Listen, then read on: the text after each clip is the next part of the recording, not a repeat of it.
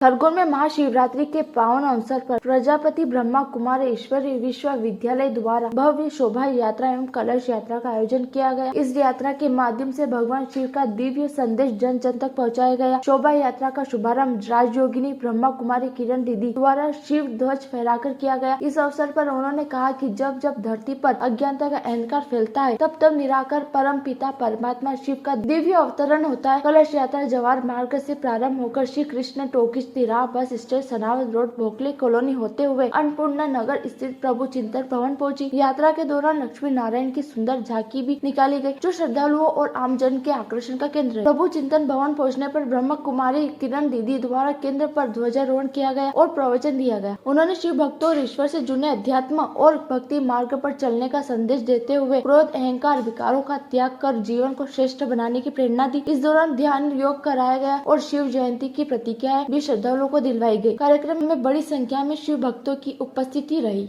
महान पर्व है, सबसे बड़ा पर्व जो है वो शिवरात्रि है, जिसको हम शिव जयंती भी कहते हैं, क्योंकि ये वो दिन है जिस समय परमात्मा का अवतरण होता है और उस परमात्मा के आने के बाद वो हमें ज्ञान और राजयोग की शिक्षा दे करके हमारा जो सनातन धर्म, जिसको हम भूल गए हैं, उसके कर्म भूल गए हैं, उसकी बातें भूल गए हैं, वो याद करा करके हमारे जीवन को बहुत ऊंचा बनाते हैं।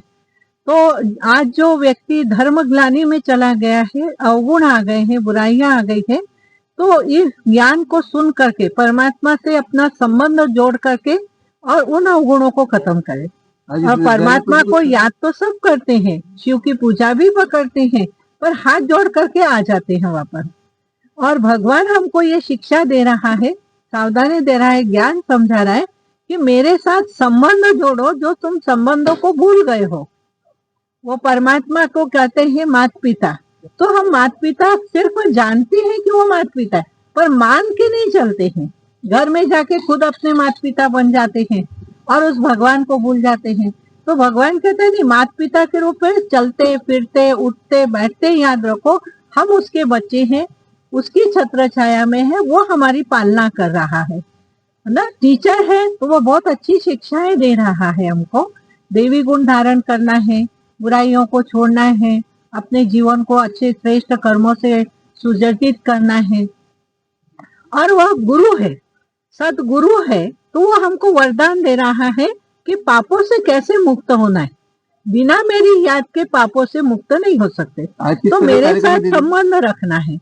हाँ, आज किस तरह कार्यक्रम है शिवरात्रि पर? हाँ, आज कार्यक्रम इसलिए ही रखा है कि लोगों के अंदर वो जागृति आए कि हमको अच्छे गुण धारण करना है। वो पिता, माता पिता, टीचर और सदगुरु के संबंध से उसको याद करना है, जिसको हम भूल गए हैं।